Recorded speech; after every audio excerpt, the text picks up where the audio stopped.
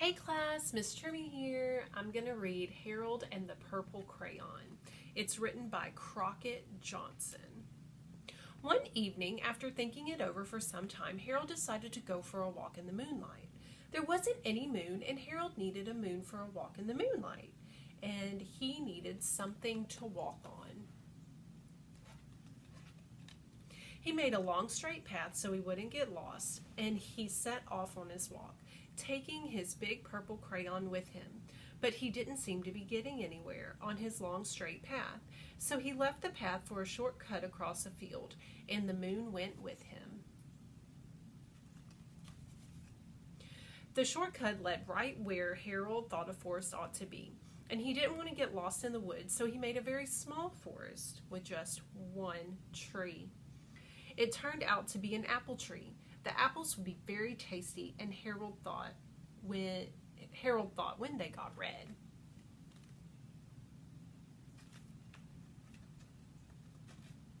So he put a frightening dragon under the tree to guard the apples. It was a terribly frightening dragon. It even frightened Harold. He backed away. His hand holding the purple crayon shook. Suddenly, he realized what was happening, but by then Harold was over his head in an ocean.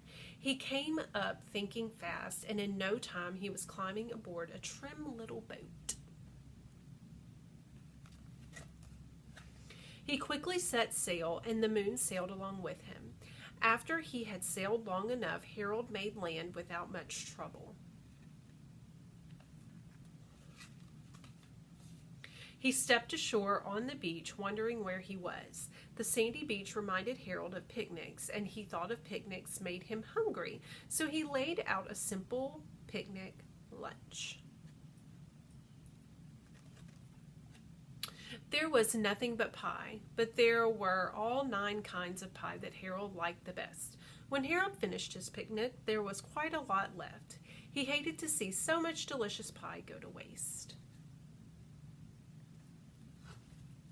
So Harold left a very hungry moose and a deserving porcupine to finish it up, and off he went, looking for a hill to climb, to see where he was. Harold knew that the higher up he went, the further he could see, so he decided to make the hill into a mountain. If he went high enough, he thought he could see the window of his bedroom. He was tired, and he felt he ought to be getting to bed. He hoped that he could see his bedroom window from the top of the mountain. But as he looked down over the other side, he slipped, and there wasn't any other side of the mountain. He was falling in thin air, but luckily he kept his wits and his purple crayon, and he made a balloon, and he grabbed onto it, and he made a basket under the balloon big enough to stand in. He had a fine view from the balloon, but he couldn't see his window. He couldn't even see a house, so he made a house with windows, and he landed the balloon in the grass in the front yard.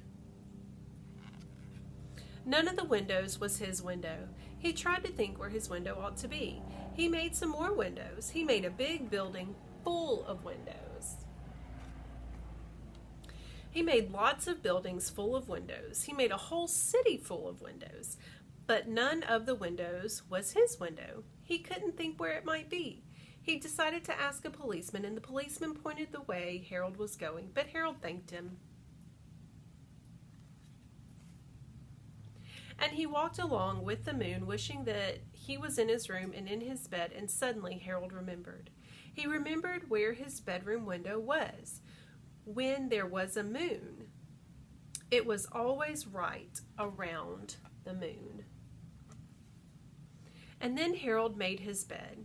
He got in it, and he drew up the covers. The purple crayon dropped on the floor, and Harold dropped off to sleep.